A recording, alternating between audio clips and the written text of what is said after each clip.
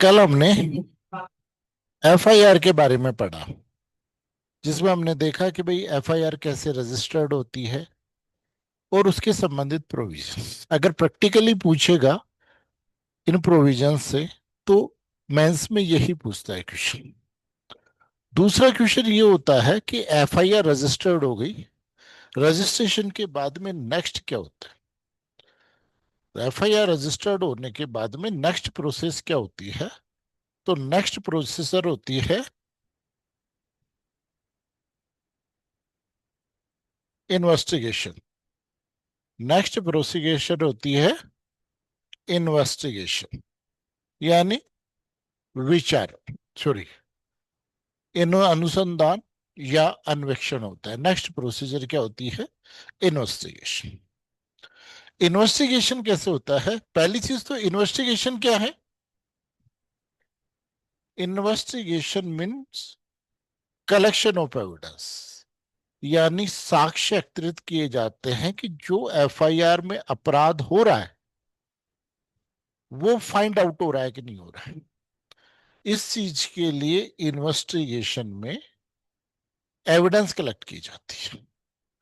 आगे बात समझ। अब क्या किया जाता है? एविडेंस कलेक्ट की जाती है।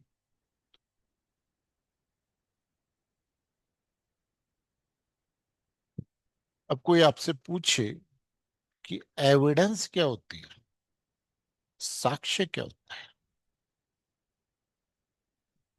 अगर आपसे पूछे कि साक्ष्य क्या होता है, किसे कहते हैं, तो क्या होगा साक्ष्य? साक्ष्य आप किसे कहेंगे? बिल्कुल। किस में? बिल्कुल सही। तो साक्ष्य के लिए जो चीजों का होना चाहिए, पहला तो कोई भी फैक्ट, एनी फैक्ट, कोई भी तथ्य जिसमें किसी चीज को प्रूफ करने की शक्ति। Any fact have power to proofing, यानी जिसमें किसी बात को प्रमाणित करने की प्रमाणकारी बल हो, उसे हम क्या कहते हैं? तथ्य कहते हैं, सॉरी, एविडेंस कहते हैं। यानी कोई भी तथ्य जिसमें किसी बात को साबित करने की, प्रूफ करने की क्षमता होती है, उसे हम क्या कहते हैं? एविडेंस कहते हैं। जैसे एक्स ने वाई का मर्डर किया, आपने मर्डर नहीं देखा, लेकिन आप ये कह रहे हो कि शाम को 9 बजे मैंने ये देखा था कि वाई एक्स के घर से बाहर निकल रहा था, कि एक्स का मर्डर वाई ने किया। तो वाई की वहां पर प्रेजेंट होने की स्थिति, यह तथ्य प्रूफ कर रही है कि घटना के समय वो घटना स्थल पर, अपराध को साबित नहीं करती। फैक्ट जिसमें किसी तथ्य को साबित करने का बल होता है, वो एविडेंस होती है। आपने घटना नहीं देखी, आपने क्या देखा? कि रात को 9 बजे एक्स के घर से वाई बाहर निकल के जा रहा है। पोस्टमार्टम रिपोर्ट आती है, वो ये कहती है कि इस बंदे की मृत्यु 8 से 9 बजे के बीच में हुई। आप ये कह रहे हो कि 9 बजे मैंने उसको घर से जाते हुए देखा। क्या साबित कर रहा है? ये नहीं साबित कर रहा कि वाई ने एक्स का मर्डर किया है। क्या साबित कर रहा है? कि घटना के समय वाई घटना स्थल पर था। इस बात को साबित कर रहे हैं। और तथ्यों से हम साबित करेंगे कि अपराध, जैसे आपने क्राइम पेट्रोल देखा।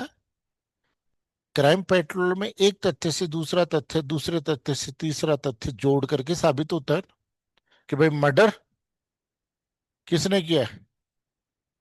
पति ने ही किया है। कल परसों ही आया अजमेर का, कल का ही है। नहीं, कि पति ने क्या किया, पत्नी का ही मर्डर कर दिया। नहीं। अब आप बताओ आदमी कहाँ सुरक्षित है? अब ये स्थिति आ गई कि घर के आदमी मार रहे हैं। पति पत्नी को मार रहे, पत्नी पति को मार रही है, ये स्थितियां आ गई। तो बाहर वालों की तो जरूरत ही नहीं है, कोई कोई आकर के मर्डर करे, घर वाले आपस में मर्डर कर रहे हैं। ये स्थिति पैदा हो गई। नहीं। तो एनी फैक्ट जिसमें प्रमाणकारी बल होता है वो तथ्य होते हैं। अब जो भी एविडेंस होते हैं वो कितने प्रकार के होते हैं? एविडेंस कितने प्रकार के हुए लिखिए।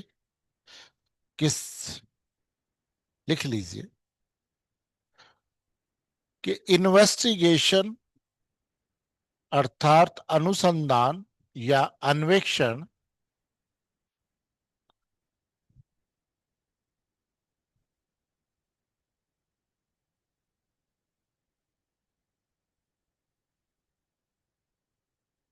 साक्ष्य का संकलन होता है। अनुसंधान क्या होता है? Collection of evidence.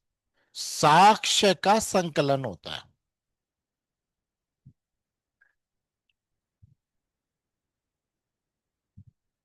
और साक्ष्य वह तथ्य होता है जिसमें प्रमाणकारी बल हो।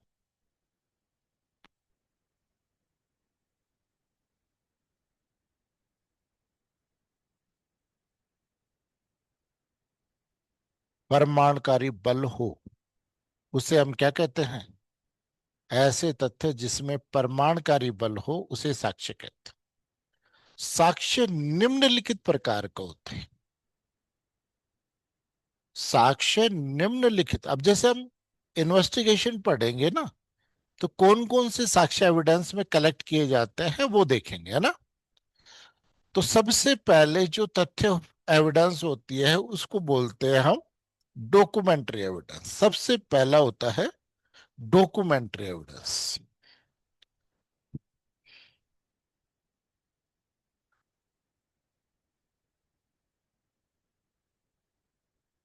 तो न्यायालय के निरीक्षण के लिए पेश किया गया साक्ष्य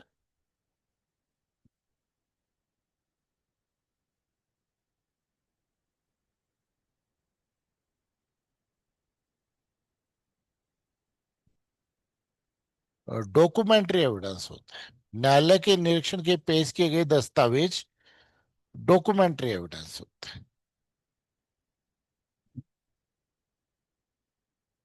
और डॉक्यूमेंट्री एविडेंस दो प्रकार का होता है, प्राइमरी एविडेंस और सेकेंडरी एविडेंस। और डॉक्यूमेंट्री एविडेंस दो प्रकार का होता है, प्राइमरी एविडेंस और सेकेंडरी एविडेंस।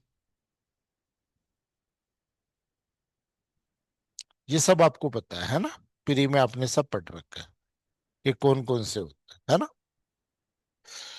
और यहां लिख लीजिए कि इलेक्ट्रॉनिक रिकॉर्ड भी डॉक्यूमेंट्री एविडेंस होता है।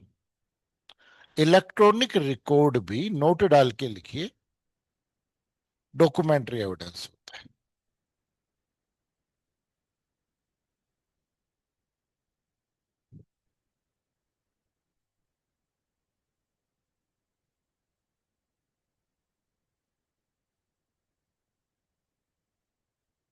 ठीक। फिर उसके बाद में तीसरा, दूसरा लिखिए मौखिक साक्ष्य, ओरल एविडेंस।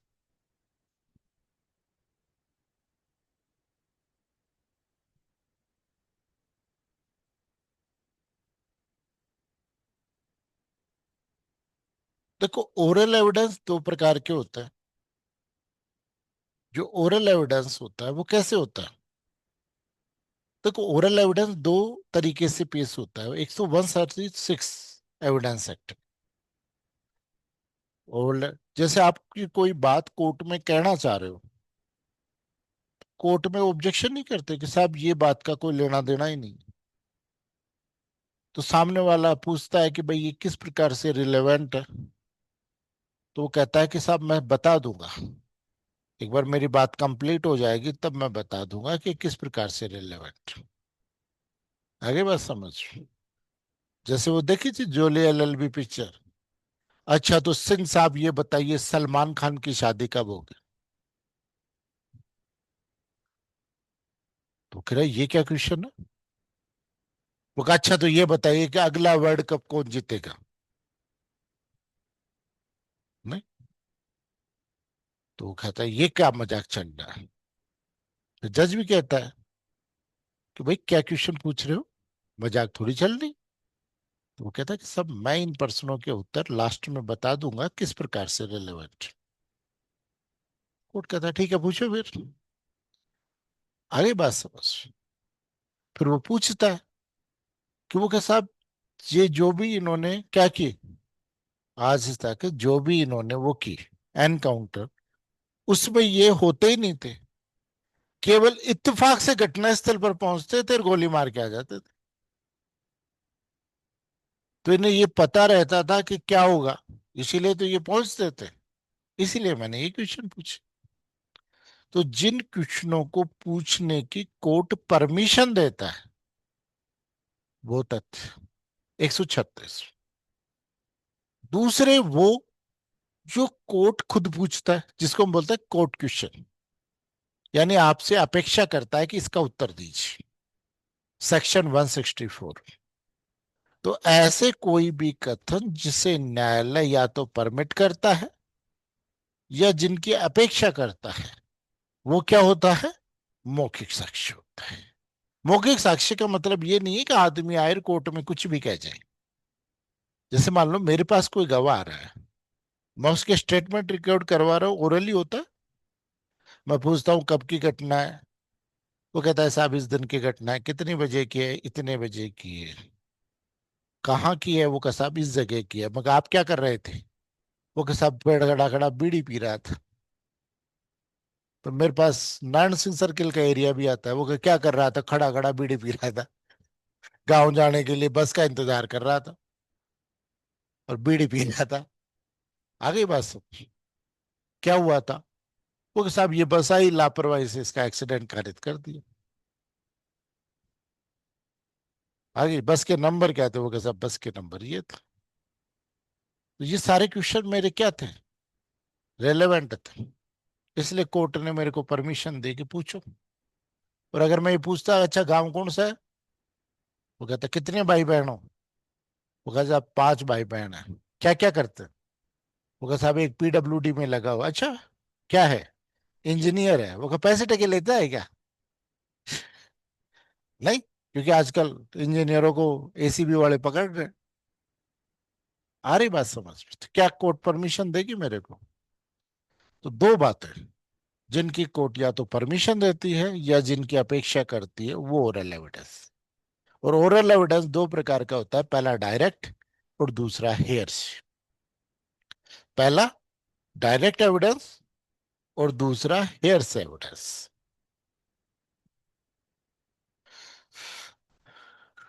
दो प्रकार का हो गया। डायरेक्ट क्या होता है, आपके पास कितने सेंस है, छठा सेंस किसके पास है,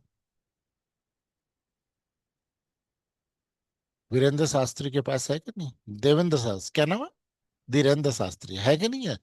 वो सिक्स सेंस से देख करके बता पाते हैं। अपने पास कितने हैं, 5 सेंस। तो यहाँ सिक्स सेंस का कोई लेना देना, सिक्स सेंस पे कोई एविडेंस डिपेंड नहीं करती, किस पे डिपेंड करती है, 5 सेंस। तो पहला सेंस क्या है, आपके आईज, दूसरा आपके कान, तीसरा आपका नाक, चौथा आपकी जीभ और पांचवा आपकी क्या, स्किन। आगे बात समझ, ये आपको कुछ बताते हैं। भाई आंखें क्या बता रही है कि क्या दिख रहा है, कान क्या बता रहा है कोई क्या बोल रहा है, आंख क्या बता रही है वो शरीर, नाक क्या बता रहा है कि क्या सा माहौल चल रहा है। नहीं, जैसे मान लो आपको फूलों के पास से खुशबू के पास से पहुंचा है। तो कल मैं एक मंदिर में गया था, वो एस्कॉन मंदिर। तो एस्कॉन मंदिर के कोने में बड़ी शानदार खुशबू आ रही थी, मन ही नहीं कर रहा था कि यहाँ से चले। नहीं, आगे बात समझ। कई बार आप नाले के पास से खड़े होते हो तो क्या मन क्या करता है कि निकल ले यार भाई। तो वो कौन बता रहा है, आपका नाक। वो कहे यार ये भगवान की मूर्ति तो बड़ी दिव्य थी, सुंदर थी, वो तो आकर्षित कर ही रही थी, लेकिन उसके साथ में जो कोने में खुशबू आ रही थी वो और ज्यादा आकर्षित कर रही थी। तो वो किससे पता चल रहा था भाई, मूर्ति पीती तो हम आंखों से देख रहे थे, बाकी वो महसूस किससे कर रहे थे? नाक से। भाई गर्मी है, सर्दी है, बरसात है, कैसे पता चल रहा है आपको? स्किल्स। कोई चीज का टेस्ट कैसा था? अरे बात समझ। तो ये सारी चीजें क्या? नहीं। भाई जैसे कई बार क्या होता है कि जैसे शराब पकड़ते हैं, और तो जैसे वो कहता है कि साहब मैंने उसको सूंघा, थोड़ा सा चख करके देखा, तो मेरे को पता चला कि देसी शराब थी। नहीं। अब वकील पूछता है कि भाई एक बात बताओ, आप शराब पीते हो? तो जो एक्सपर्ट वो होते हैं, वो तो कहते हैं बिल्कुल सर पीते हैं, और हर प्रकार की पीते हैं, हम बता सकते हैं कि कौन से टाइप की शराब होती है। तो कैसे पता चला? जीभ से। तो फाइव सेंसेस से हमें कोई बात पता चल रही, ये डायरेक्ट एविडेंस होती है। ठीक। उसके अलावा छठी जो है, वो है एक्सपर्ट ओपिनियन। क्या है? एक्सपर्ट ओपिनियन डायरेक्ट एविडेंस होती है, ध्यान रखें। आगे बात समझ। यानी जिन आधारों पर एक्सपर्ट राय देता है, उसकी राय के जो आधार होते हैं, वो डायरेक्ट एविडेंस होता है। समझ गए? एक्सपर्ट ओपिनियन क्या होती है? डायरेक्ट एविडेंस होती है। दूसरा जो होता है वो होता है हेयर से एविडेंस, है ना? और हेयर से एविडेंस जैसे आपने अखबार में पढ़ा होगा, सूत्रों के हवाले से पता चला है। वो कहे, ये सूत्र कौन से? वो कहे, साहब किसी ने बताया था। अब उसने सारी क्रेडिट भी खराब कर दी, और इस बात का कोई एविडेंस भी नहीं कि सूत्रों के हवाले से पता चला है। नहीं। तो ये जो सूत्रों के हवाले होते हैं, ये सारे के सारे क्या होते हैं? हेयर से एविडेंस होते हैं। कि जैसे मैंने इनसे बताया, इन्होंने आपको बताया, अब आपने कहा कि सर ऐसा किया, तो कहा आपने देखा था? वो कहा नहीं। सुना था? नहीं। फिर क्या किया था? वो कहा नहीं, मेरे को तो वो बता रही थी। उसको पूछा, वो कहा साहब मेरे को तो वो बता रही थी। तो आपके बयान की कोई क्रेडिबिलिटी नहीं। तो ये होता है हेयर से एविडेंस। ठीक। तो जो हमें सेंसेस से और किससे, ओपिनियन से जो बात पता चल रही है, उसे हम बोलते हैं क्या? Direct evidence. और इसके अलावा जो बाकी हमें कोई बात का पता चलता है किसी माध्यम से, उसे बोलते हैं हेयर से एविडेंस। आगे बात समझ। हेयर से एविडेंस दो तीन परिस्थितियों में एडमिशनेबल होते हैं। पहला, रजिस्ट्री के रूप में। ठीक। दूसरा, स्वीकृति के रूप में, कन्फेशन, है ना, एडमिशन। तीसरा, सेक्शन 32 और 33, 34, 35, 36, और सेक्शन 60 का, 60 का परंतु एविडेंस एक्ट। इन परिस्थितियों में ये एडमिशनेबल होता है। तो दो प्रकार के एविडेंस हो गए। पहला कौन सा हो गया? Documentary evidence. और दूसरा, ओरल एविडेंस। तीसरा होता है जिसे हम बोलते हैं सरकमस्टेंशियल एविडेंस। तीसरा क्या होता है? सरकमस्टेंशियल एविडेंस, यानी परिस्थिति जन्य साक्ष्य। तीसरा है सरकमस्टेंशियल एविडेंस या परिस्थिति जन्य साक्ष्य।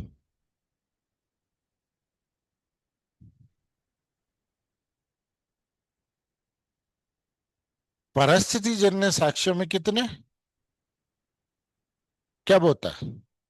जैसे मान लीजिए, एक से बात समझ, सेक्शन 304 बी, दहेज हत्या, सुना है आपने? कब होती है? कब होती है? सुनो। जैसे मान लीजिए कोई दुल्हन है, और उस दुल्हन को उसके ससुराल वाले जला रहे हैं। ठीक। अनवर उधर से गुजरा, उसने देखा कि ससुराल वाले दुल्हन को जला रहे हैं। अनवर ने पुलिस को फोन किया कि साहब इस प्रकार की घटना हो रही है। जब तक पुलिस आई तब तक उसको जला दो। तो पुलिस को पूछा कि किसने फोन किया था, तो अनवर ने कहा कि मैंने किया था। वो कहा क्या बात हुई थी, वो कहा साहब मेरे सामने इन्होंने ऐसे ऐसे जला रहे थे। ठीक। कौन सी धारा का अपराध हुआ? कौन सी धारा का अपराध हुआ?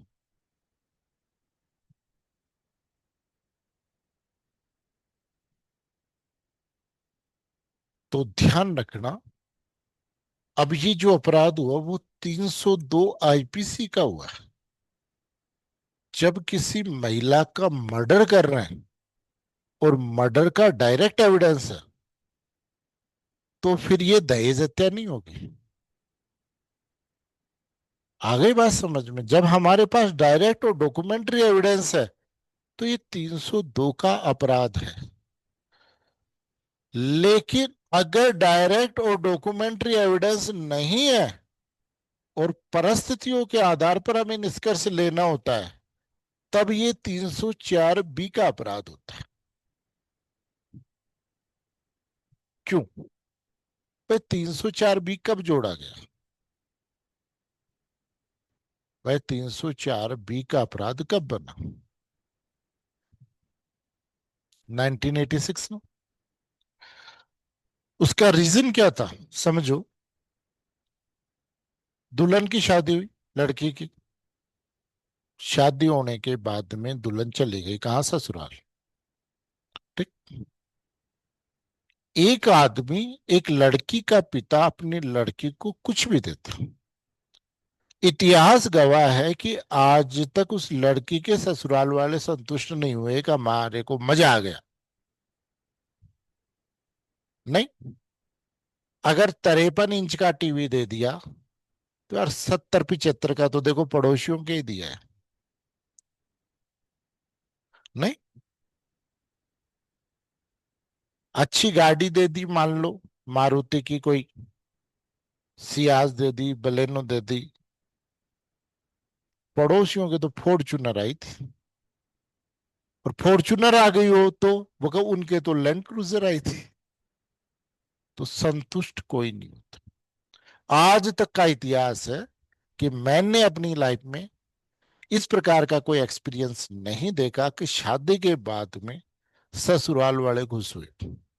और दूसरी बात कि किसी के घर पे जब जीवना हुआ, उसको जीवने के बाद में लोगों ने ये कहा हो कि मजा आ गया।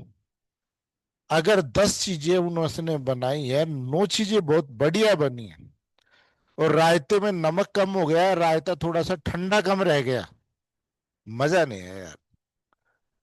रायता तो ठंडा था ही नहीं। तो न तो मैंने खाना खाने के बाद लोगों को संतुष्ट होते हुए देखा, और न ही शादी के बाद में जो भी सामान मिला है उससे ससुराल वालों को कभी संतुष्ट होते हुए सुना है कि भाई उसके ससुराल वाले तो संतुष्ट हो गए। नहीं। जो कुछ भी नहीं हो, नथिंग हो, और बहुत अच्छे परिवार से उसकी शादी हो गई हो, लड़की आ भी गई हो, क्या दिया है? उस लड़की की मौसा ने शादी की थी, उसने अपनी बेटी को पता नहीं क्या क्या दिया था। हमारे तो ये लेके आए, अरे खुद के घर पे खाने के दाने नहीं है, कंपेयर क्या करेंगे? उसके रिलेटिव से कंपेयर कर देंगे फिर। तो ये है। तो बात किसकी थी? दहेज हत्या की थी। तो दहेज हत्या में क्या होता था कि आदमी कहाँ जलाएगा? कि पहले दुल्हन को पकड़ेगा, रोड पे लाएगा, फिर जलाएगा, फिर मारेगा। क्या करेगा? घर के अंदर मारेगा। और घर पे मारने वाले कौन? घर वाले। फिर उसको मारने के बाद क्या करेंगे? एविडेंस को डिस्ट्रॉय करेंगे कि नहीं करेंगे? सब कुछ साफ करेंगे। अब आपको ना तो कोई डॉक्यूमेंट्री एविडेंस, ना कोई डायरेक्ट एविडेंस, और एक महिला मर चुकी है। और पति बेफिक्र है, ससुराल वाले सास सब बेफिक्र है कि कुछ नहीं हो सकता, क्योंकि हमारे यहाँ सारी प्रोसीडिंग किस पे डिपेंड करती है? Evidence act. इसलिए परिस्थितियों के आधार पर कुछ प्रजम्पशन बनाई, जैसे 304 बी की बनाई। देखो, डायरेक्ट एविडेंस है तो 302 होगा, और डायरेक्ट एविडेंस नहीं है तो फिर ये होगा। है? समझ में आ रहा है? अब उसके बाद में 304 बी में यही बात कही कि भाई, विवाह के 7 वर्ष के भीतर कोई महिला की मृत्यु होती है। कैसे होती है? यानी जैसे नौकरी का प्रोबेशन कितने साल का होता है? 2 साल का। वैसे शादी का प्रोबेशन 7 साल का होता है। नहीं, 7 साल बाद में प्रेजम्पशन ड्रॉ नहीं होती। तो 7 साल के भीतर अगर उसकी मृत्यु हुई है, जलने से हुई है, भाई ज्यादातर स्टॉप ही, है ना, असामान्य परिस्थितियों में हुई है, या ये प्रतीत होता है कि उसके साथ किसी ने अपराध किया है, और ये साबित किया जाता है, साबित नहीं, दर्शित किया जाता है, केवल इस बात का एविडेंस दिया जाता है कि मृत्यु से पूर्व पति या उसके नातेदारों ने उसके साथ दहेज की मांग को लेकर क्या किया था? उसके साथ क्रूरता की थी। तो ये माना जाएगा कि वो दहेज हत्या है। तो जब किसी मामले में डायरेक्ट एविडेंस और डॉक्यूमेंट्री एविडेंस नहीं हो, तब हम क्या करते हैं? परिस्थितियों के आधार पर कंक्लूजन लेते हैं, निष्कर्ष निकालते हैं सरकमस्टेंस के बेस पे। इसे हम परिस्थिति जन्य साक्ष्य कहते हैं। समझ? कि जब किसी मामले में डायरेक्ट और डॉक्यूमेंट्री एविडेंस नहीं है, तब हम परिस्थिति जन्य साक्ष्य के आधार पर निष्कर्ष लेते हैं। इसे हम परिस्थिति जन्य साक्ष्य कहते हैं। ठीक। अब परिस्थिति जन्य साक्ष्य को समझना, एक केस है Hardayal versus state of Uttar Pradesh.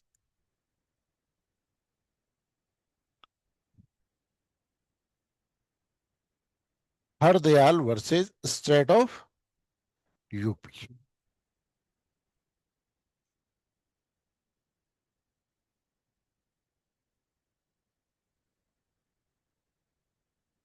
इस केस के फैक्ट क्या थे? इस केस के फैक्ट ये थे कि एक व्यक्ति अपने ससुराल गया, और ससुराल जाने के बाद उसने देखा, और अपनी पत्नी से बोला कि भाई तू अब घर चल। पत्नी नाराज होकर के घर पियर गई हुई थी। जब वो नहीं आई, तो उसके साले ने उसको धमका दिया, वो कहा नहीं जा रही ना, तू तू निकल। तो उसने कहा कि भाई मेरा घर तो तूने खराब किया, तेरे को मैं टिक करके रहूंगा, भारी पड़ेगा। वो आ गया। उसके 2-4 दिन बाद में उसकी, किसकी, जो उसका पत वो था महिला का, यानी उसके साले का 6-7 साल का लड़का गायब हो गया। तो अब देखो, पहले तो गांव में यूनिटी रहती थी, पूरे गांव वालों ने ढूंढा, नहीं मिला। लास्ट में याद आया कि वो रूठे हुए फूफा जी से बात करो। तो उसको बुलाया, पूछा। तो पहले तो उसने मना कर दिया, फिर पूरे गांव वालों ने दबाव बनाया, तो उसने एक्सेप्ट किया कि हाँ, बच्चा मेरे पास है और मैं यहां से लेकर के आया था, और आप बेफिक्र होकर के जाओ, मैं 2 दिन में बच्चे को घर पे पहुंचवा दूंगा। घर वाला ठीक है। 2 दिन बाद में वो पूछा है नहीं, जब बच्चे को तलाश किया तो बच्चे की लाश एक सूखे कुएं में मिली। अब इस मामले में डायरेक्ट एविडेंस था, किसी ने बच्चे को मारते हुए देखा, या कहीं पर बच्चा लिख करके गया कि मेरा कातिल फूफा है। परिस्थिति जन्य साक्ष्य के आधार पर निष्कर्ष निकाला गया, और सुप्रीम कोर्ट ने इस मामले में कैपिटल पनिशमेंट दी। आगे बात समझ? तो जब डायरेक्ट एविडेंस और डॉक्यूमेंट्री एविडेंस नहीं है तब परिस्थितियों के आधार पर निष्कर्ष निकालते हैं। इसे हम बोलते हैं परिस्थितिजन्य साक्ष्य, सर्कमस्टेंशियल एविडेंस। समझ गए? नेक्स्ट डॉक्यूमेंट्स होते हैं जिन्हें हम बोलते हैं भौतिक या मटेरियल एविडेंस। क्या होता है?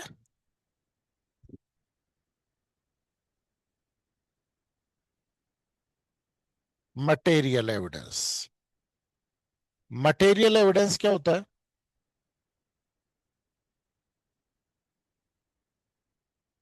जैसे मान लीजिए कहीं शराब मिली है, कहीं शराब मिली है, कहीं खून से सने कपड़े, कहीं पर चाकू। आगे बात समझो, अगर ये चीजें मिली हैं तो क्या मानेंगे? कौन सा एविडेंस? ड्रग्स मिली है, शराब की पेटियां मिली है, बाइक मिली है, नहीं? तो ये सारी चीजें क्या होती है? Material evidence. इसे हम बोलते हैं मटेरियल एविडेंस। समझ गए?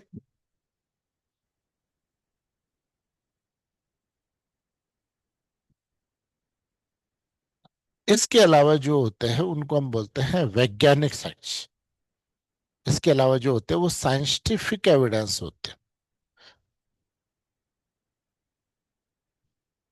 जिसमें एक्सपर्ट ओपिनियन, जिसमें एक्सपर्ट ओपिनियन,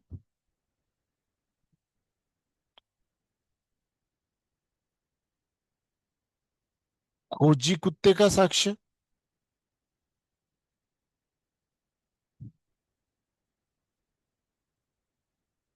आदि।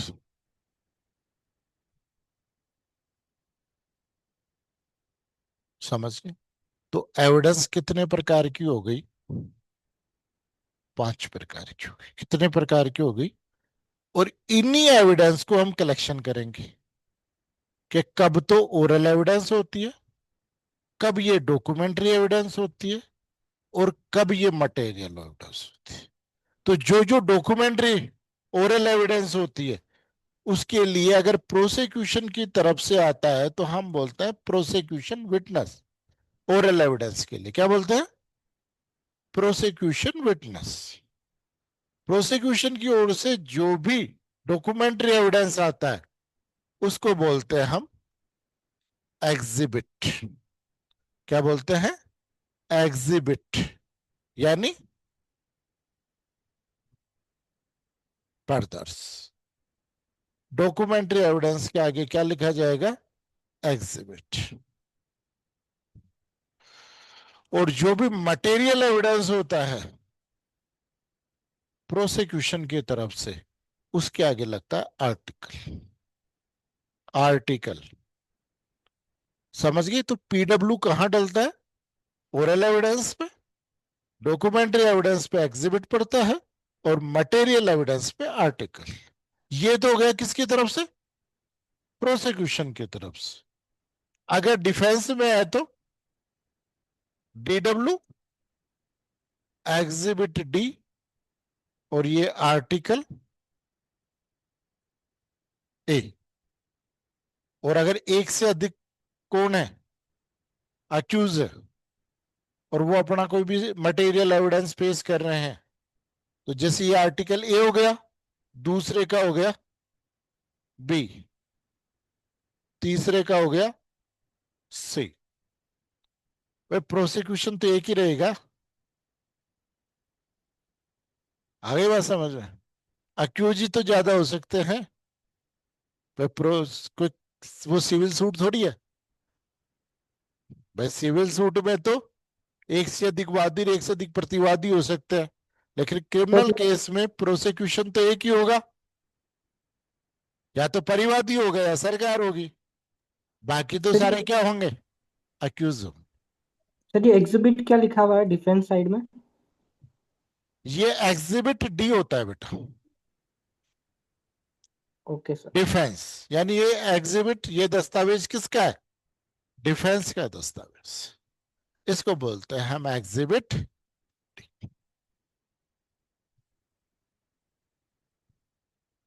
आगे बात समझ। तो ये कौन कौन से एविडेंस होते हैं और कैसे कैसे इनको कलेक्ट किया जाता है, पहली बात क्लियर हो गई। अब हम बात करते हैं एविडेंस। इन्वेस्टिगेशन किस प्रकार से होता है। ठीक। तो देखिए, सबसे पहले जिन मामलों में एफआईआर रजिस्टर्ड हो गई, जिन मामलों में एफआईआर रजिस्टर्ड हो गई यानी संज्ञेय अपराध, जैसे ही एफआईआर रजिस्टर्ड हो गई, इन्वेस्टिगेशन ऑफिसर इन्वेस्टिगेशन शुरू कर देगा। इन्वेस्टिगेशन ऑफिसर क्या कर देगा, इन्वेस्टिगेशन शुरू कर देगा। कब, एफआईआर के बाद। ठीक। अब एक बात बताओ, एक घटना बताता हूं आपको। जैसे मान लीजिए आपने क्राइम पेट्रोल देख रहे हो। ठीक। सुबह सुबह काम वाली आई, घंटे बजाई, दरवाजा नहीं खोला। दोबारा घंटे बजाई, दरवाजा नहीं खुला। ठीक। तिबारा, उसने दरवाजे को थोड़ा सा धक्का दिया तो दरवाजा खुल गया।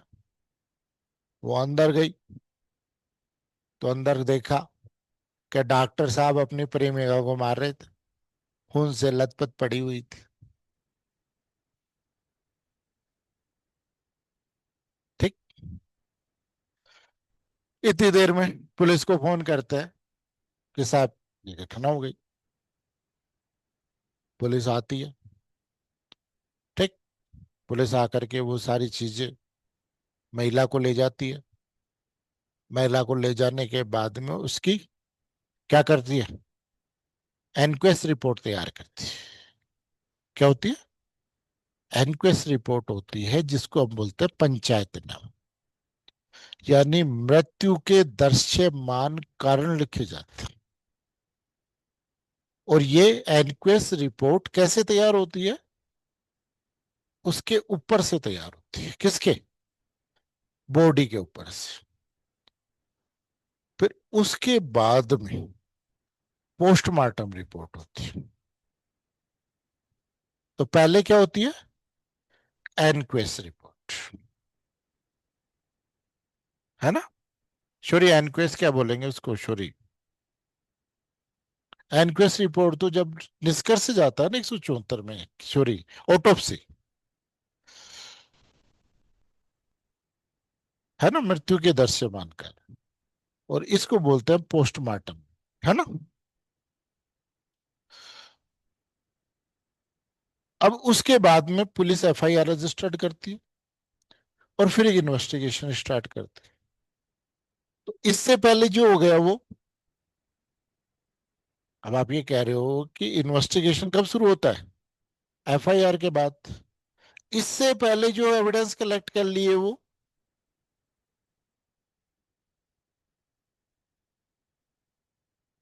जो एविडेंस कलेक्ट कर लिए, घर गए, लाश ले ली, पोस्टमार्टम करा दिया, हाँ, ये सारी चीजें तैयार हो गई। वहां पर जाकर के वो फोरेंसिक टीम आ गई, उन्होंने ये सारे एविडेंस कलेक्ट कर लिए और एफआईआर तो हुई नहीं। अब आप ये कह रहे हो कि साहब this is collection of evidence हो रहा है। आगे बात समझ, एफआईआर तो हुई नहीं। तो ध्यान रखना, एफआईआर से पहले जो ये प्रोसीडिंग होती है, सेक्शन 174 सीआरपीसी, कहाँ होती है, 174 सीआरपीसी में होती है। इन्वेस्टिगेशन तो आफ्टर, क्या होता है, अब जो भी एविडेंस कलेक्ट हुआ है, कौन सा एविडेंस से पहले, उन पर लाल स्याही से उसके नंबर डाल दिए जाते हैं। किसके, एफआईआर के। समझ गए। तो फिर वो हम उस उस इन्वेस्टिगेशन का वो पार्ट हो जाता है। जैसे जैसे मैं आपको समझाऊं, एक व्यक्ति, रात को पुलिस जा रही है, पुलिस ने देखा कि एक व्यक्ति रोड पे खड़े होकर के शराब बेच रहा है। पुलिस ने उसको पूछा कि भाई इसमें क्या है। वो कह रहा है कि साहब कुछ देसी दवाई रखी है। पुलिस ने चेक किया तो पाया कि देसी दवाई है। तो उन्होंने कहा कि भाई इस देसी दवाई का कोई लाइसेंस आपके पास में है, क्योंकि एक व्यक्ति कितना, एक सीमा से ज्यादा नहीं रख सकता। तो वो कहता है कि साहब मेरे पास तो लाइसेंस नहीं। तो कोर्ट पुलिस वालों से पूछता है, अच्छा तुम्हारा नाम क्या है। वो कहता है साहब मेरा नाम ये है, एक्स, पिता का नाम ये करके।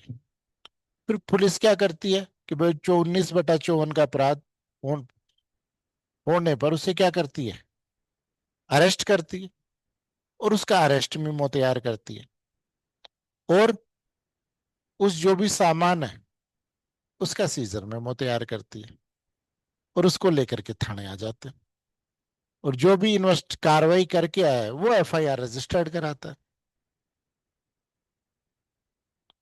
तो उससे पहले के जो एविडेंस है वो, भाई जब्ती है, वो शराब है, वो का इन्वेस्टिगेशन तो एफआईआर के बाद शुरू होता है। आगे बस वो सारे मौके की कार्रवाई होती, और ये बाद में उस पर एफआईआर नंबर डाला जाता है लालशाही से, कि ये एविडेंस पहले कलेक्ट हुआ है, किससे पहले, इन्वेस्टिगेशन से पहले, इसलिए ये इस एफआईआर का पार्ट, और उसमें एविडेंस के रूप में यूज लिया जाता है। उनको भी उस फाइल में शामिल किया जाता है।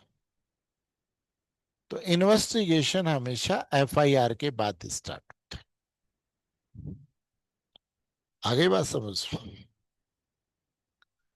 तो पहला इन्वेस्टिगेशन कौन करेगा, इन्वेस्टिगेशन ऑफिसर करेगा। एफआईआर रजिस्टर्ड हो गई तो उसके बाद में वो मजिस्ट्रेट से नहीं पूछने जाएगा कि सर आप कहो तो मैं इन्वेस्टिगेशन स्टार्ट कर दूं। आगे बात समझ, कि मैं आप कहो तो इन्वेस्टिगेशन स्टार्ट कर दूं, ये नहीं कहना जाएगा। वो क्या करेगा है, वो बिना मजिस्ट्रेट की परमिशन के इन्वेस्टिगेशन शुरू कर सकते। तो पहला तरीका क्या होता है इन्वेस्टिगेशन का, एफआईआर रजिस्ट्रेशन होने के बाद। समझ गए। दूसरा तरीका क्या होता है, सेक्शन 202 सीआरपीसी, सेक्शन 202 सीआरपीसी। ठीक।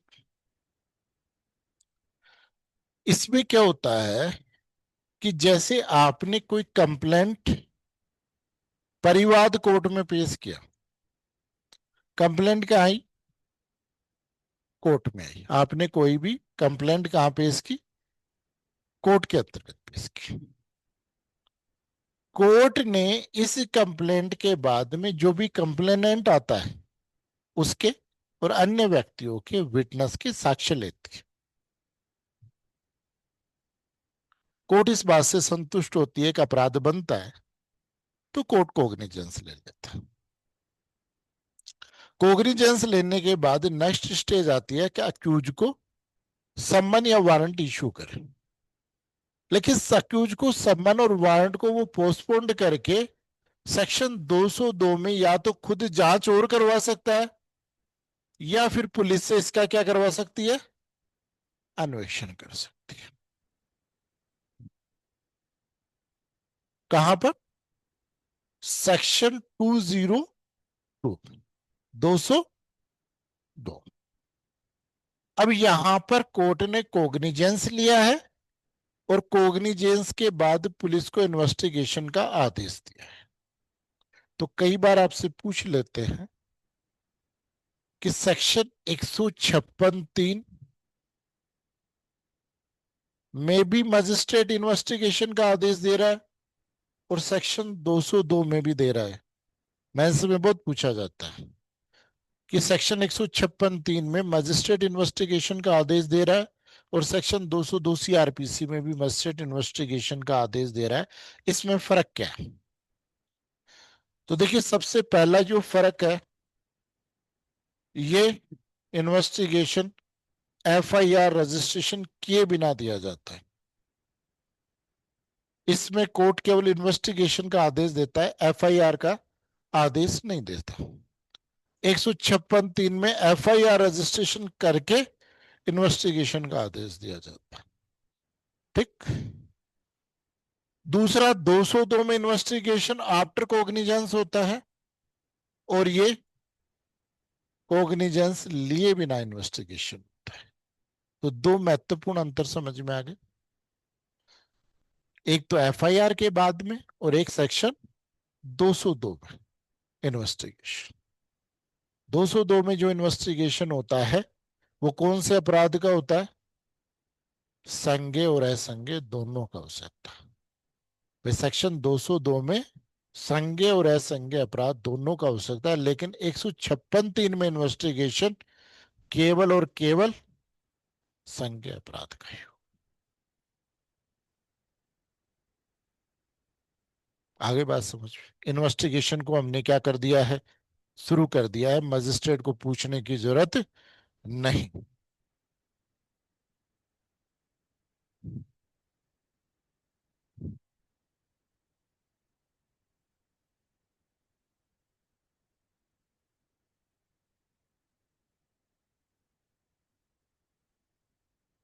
अब तीसरी चीज, हर थाने इन्वेस्टिगेशन का एक रूल और बताता हूं, कि किसी भी थाने में जब इन्वेस्टिगेशन होता है किसी भी बात का, तो सरकार इस बात का गजट नोटिफिकेशन जारी करता है कि कौन से अपराधों की इन्वेस्टिगेशन कौन सा अधिकारी करेगा। जैसे मर्डर ट्रायल है, मर्डर का कोई मामला है तो एसएचओ ट्रायल करे। बड़ा कोई ऑफेंस है, फोर्जरी है, इनको एसआई एएसआई रैंक के अधिकारी करेंगे। फिर उससे नीचे वाले हैं, डकैती है, एसआई सीआई रैंक के अधिकारी करेंगे। लेकिन उनसे छोटे मामले हैं तो हेड कांस्टेबल कर सकता है, एएसआई कर सकता है। ठीक। मैंने आपको एक बार एग्जांपल दिया था कि एक बार एक घटना हुई कि एक महिला दोपहर में एक डॉक्टर को दिखाने जाती है गांव, और वो डॉक्टर उसके पति का जानकार था। किसके? महिला के पति का जानकार था। तो महिला एफआईआर में ये कहते हैं कि भाई ये डॉक्टर था और मेरे पति का जानकार था, ओबीसी कैटेगरी का था। मैं उसको दिखाने गई तो उसने मेरे साथ में गलत हरकतें की, है ना। और मैं घर आ गई, जब मेरे पति आए तो मैंने इस बात के बारे में बताया, और मैं और मेरे पति जाकर के इस घटना की रिपोर्ट पुलिस थाने में दर्ज करवाई। वो जो महिला थी वो एससी कैटेगरी की थी। पुलिस ने एफआईआर रजिस्टर्ड की सेक्शन 354 आईपीसी में, और इन्वेस्टिगेशन किया। ठीक। भाई, परिस्थिति जन्य साक्ष्य से महिला के बयान और आसपास के लोगों ने ये बताया कि भाई हाँ, ये जो महिला थी बाद में बड़े गुस्से में से भागते हुए से उसके घर से गाली गलौज करते हुए से निकली थी। तो ये परिस्थितियां बता रही थी कि भाई अगर सीधी सीधी जा रही होती तब तो कोई दिक्कत ही नहीं है।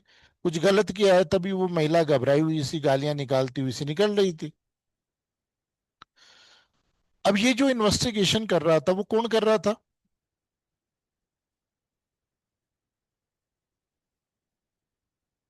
एक एएसआई कर रहा था। ठीक। फाइल मेरे पास राय के लिए आई, तो मैंने देखा कि डॉक्टर पति का जानकार था, पत्नी को पता था कि ये किस कास्ट का है, डॉक्टर को भी पता था कि वो महिला किस कास्ट की है।